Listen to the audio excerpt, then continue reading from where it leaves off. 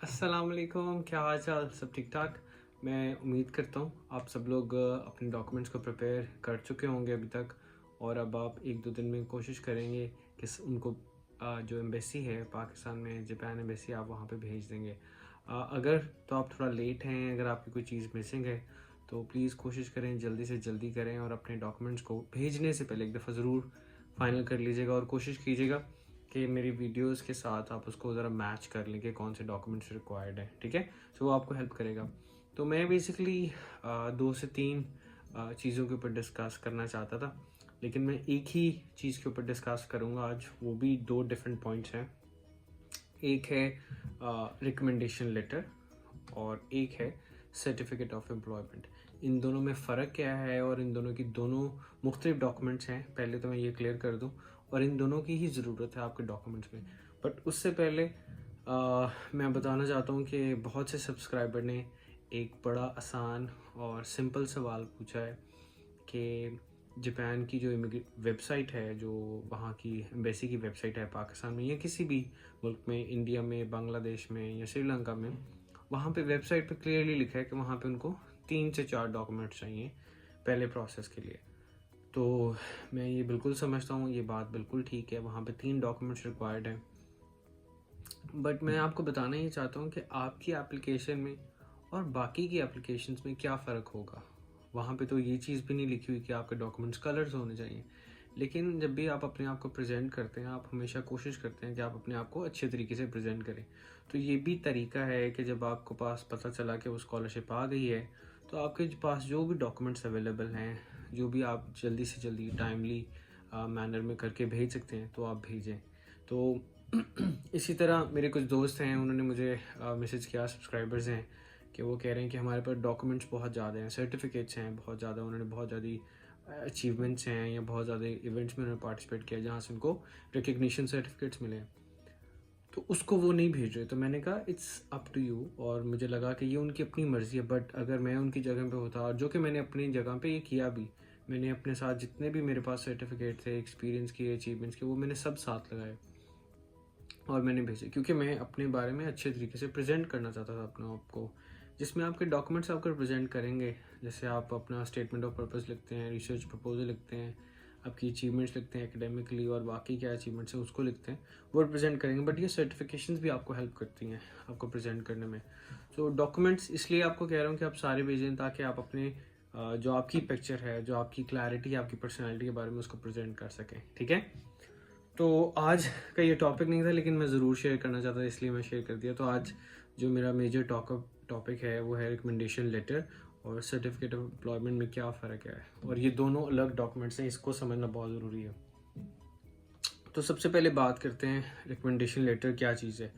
सो recommendation letter कोई भी company या आपकी एम्प्लॉयमेंट, कोई भी कंपनी का जो हेड है वो आपको ये देता है, और वो बेसिकली आपकी स्किल परफॉर्मेंस को एनालिसिस करता है, आपके करेक्टर के बारे में बताता है कि अगर आप इस कंपनी में जितनी देर भी आपने काम किया, आपका कैसा करेक्टर है, आपके वर्क एथिक्स कैसे हैं, तो उस चीज़ों को वो शेयर करता है और डिफाइन करता है।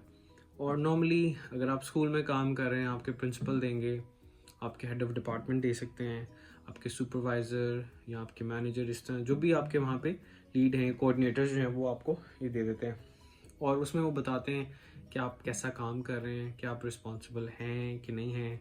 फिर वो ये भी समटाइम्स शेयर करते हैं कि मैं इस इंडिविजुअल को 2 से 3 4 5 साल से जानता हूँ, जितना भी आपको उनके साथ एक्सपीरियंस होता है, और वो वर्क एथिक्स को भी उस रिकमेंडेशन लेटर में डिस्कस करते हैं। अगर वो ये भी बताते हैं कि ये ऐसे इंडिविजुअल हैं, अगर इनको कोई रिस्पॉन्सिबिलिटी दी जाए तो उसको फुलफिल कर लेते हैं। तो ये सारी चीज़ें रिकमेंडेशन लेटर में आती हैं, और ये थोड़ा पर्सनल होता है, डिटेल्ड होता है, तो और सपोर्ट करता है अगर आप कहीं जॉब के लिए जा रहे हैं, कोई भी चीज़ों को आप अचीव करना चाहते हैं। जैसे अभी स्कॉलरशिप के लिए रिकमेंडेशन ज़रूरी है, रिकमेंडेशन लेटर। और ये भी होता है कि आप एज ए एम्प्लॉयज़ के ऊपर ट्रस्ट करते हैं, और आप इसको चाहते हैं कि ये और अपॉर्चुनिटीज़ के लिए जाए, और वापस आके ये स्कूल को भी कंट्रीब्यूट कर सकता है। तो रिकमेंडेशन लेटर में ये मेजर डिफरेंस है। पहला तो आपको मैंने क्लियर कर दिया, ये पर्सनली होता है, इंडिविजुअल होता है, और थोड़ा सा सपोर्ट करता है, आप स्किल को और करेक्टर के बारे में बताने के लिए होता है। ठीक है, और जहाँ की तक बात है सर्टिफिकेट ऑफ एम्प्लॉयमेंट की,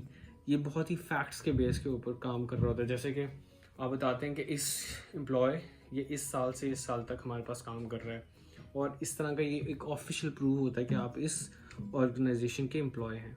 तो ये मेजर डिफरेंसेस हैं, आपको ये चीज़ों को अंडरस्टैंड करना चाहिए। जो ये भी एक्सप्लेन करता है उस लेटर में आपकी आइडेंटिटी भी होती है कि इस इंडिविजुअल का आईडी कार्ड नंबर या एम्प्लॉय नंबर ये है, यहाँ पे ये काम किया है इन्होंने। That's a kind of thing is very very important. So ये एक ऑफिशियल प्रूफ होता है कि आप उस ऑर्गेनाइजेशन से काम करते हैं, ठीक है।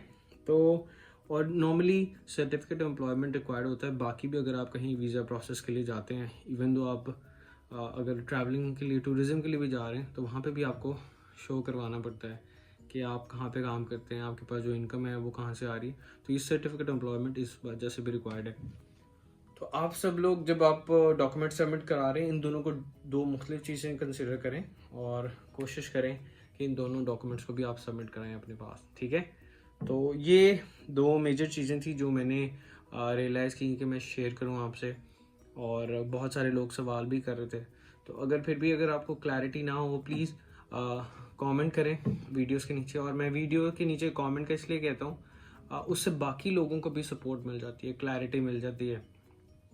कई लोग ऐसे होते हैं वो कमेंट नहीं कर पाते, तो वो कमेंट अगर उनसे रेलेवेंट हो तो दे आर हैप्पी कि हम उनको आंसर कर देते हैं। तो इस तरह सबको सपोर्ट मिल जाती है। काफ़ी लोग मुझे कह रहे थे कि आप ईमेल आईडी शेयर कर दें, व्हाट्सएप नंबर शेयर कर दें, बट मुझे ये लगता है कि अगर हम इस प्लेटफॉर्म के ऊपर हैं और वहाँ पे शेयर करते हैं चीज़ों को, तो वो बाकी लोगों को भी हेल्प मिल जाती है चीज़ों को अंडरस्टैंड करने के लिए, ठीक है।